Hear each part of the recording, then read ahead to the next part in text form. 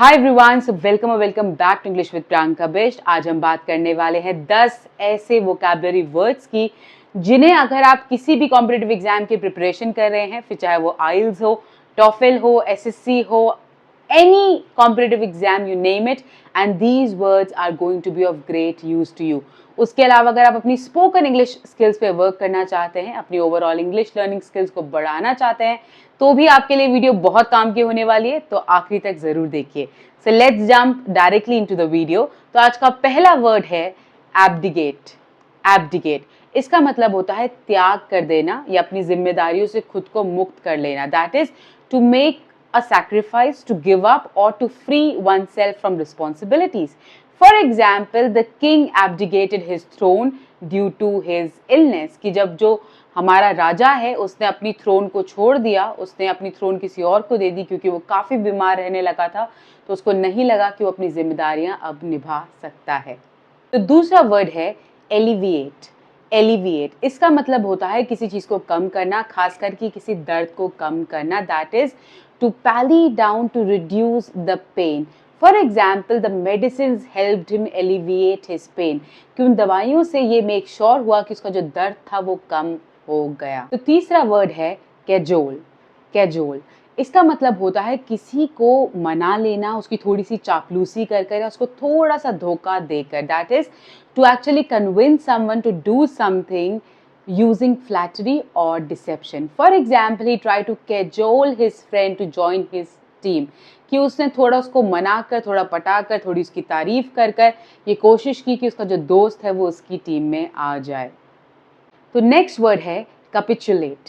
Capitulate इसका मतलब आत्मसमर्पण कर देना। That is to surrender yourself. For example, the army was forced to capitulate after years and years of fighting. कि बहुत साल बीत जाने के बाद जब किसी जो जंग थी उसका कोई निष्कर्ष नहीं निकला, तो आर्मी को आखिर में सरेंडर करना पड़ा, यानी कि आत्मसमर्पण करना पड़ा। ऑलराइट, तो नेक्स्ट वर्ड है डेफरेंस। डेफरेंस इसका मतलब किसी को सम्मान देना, ये मानना कि आप उनकी इच्छाओं को, उनके सम्मान को खुद से ऊपर रखते हो। That is to respect someone, to put their authority above your own self. For example, out of deference to her feelings and persona he decided to stay away. कि उनकी इज्जत रखते हुए, उस लड़की की इज्जत रखते हुए उसने ये तय किया कि मैं दूर ही रहूंगा उससे। I hope you understood. तो नेक्स्ट वर्ड है फ्लैम्बॉयंट। फ्लैम्बॉयंट इसका मतलब होता है कोई भी चीज़ जो थोड़ी दिखावटी हो। That is something which is showy and elaborate. For example, his flamboyant way of dressing caught everyone attention. कि जिस तरह के तड़क भड़क कपड़े उसने पहने हुए थे, सबका ध्यान उसकी तरफ खींचा चला जा रहा था। नेक्स्ट वर्ड है haphazard. haphazard इसका मतलब कोई भी चीज़ जो बहुत अव्यवस्थित हो। That is something which is highly unorganised and very clumsy. For example, the project was finished in a haphazard manner. कि जो प्रोजेक्ट था वो खत्म तो हो गया था, बट बहुत ही मेसी था, समझ नहीं आ रहा था लोगों ने क्या किया और कैसे किया। नेक्स्ट वर्ड है जुबिलेंट। जुबिलेंट इसका मतलब बहुत ज़्यादा खुश होना, बहुत ज़्यादा उल्लास से भरा होना। दैट इज टू एक्सप्रेस और feel great Joy. For example, the team was Jubilant after the victory. की टीम जो थी, जो सारे खिलाड़ियों की टीम थी, वो बहुत खुश हो गई जीतने के बाद। नेक्स्ट वर्ड है robust.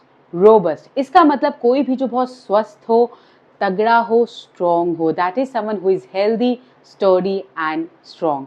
For example, the robust policy of this company helped it survive the economic crisis. की जो इसकी मजबूत नींव थी, इनके मजबूत प्रिंसिपल्स थे, फाउंडेशंस थे, उनकी वजह से कंपनी जब इसको आर्थिक तंगी आई तब भी टिक गई।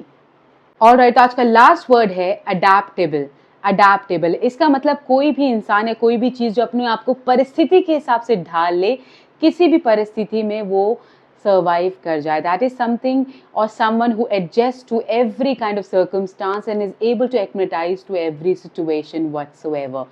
For example, in today's ever-changing world, it is very important for you to be adaptable. कि आज की दुनिया में, आज की आधुनिक दुनिया में जहाँ चीज़ें इतनी जल्दी बदल जाती हैं, इतनी वॉलेटाइल है, ये बहुत ज़रूरी है कि आप वक्त के साथ अपने आप को बदल पाएँ। अगर आप ऐसा नहीं कर पाएंगे तो आप पीछे रह जाएंगे और दुनिया आगे बढ़ जाएगी।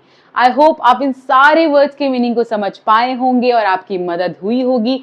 इन्हें प्रैक्टिस करना बिल्कुल मत भूलना और आपको ड्रिल ऑलरेडी पता है। अगर ये वीडियो आपको काम की लगी, अगर आपको लगे कि ये वीडियो आपकी हेल्प कर सकती है या किसी और की भी हेल्प कर सकती है, then do like, share and subscribe my channel, that is English with Priyanka Bisht. I'll see you in the next one. Till then, be bright, be bold and take care.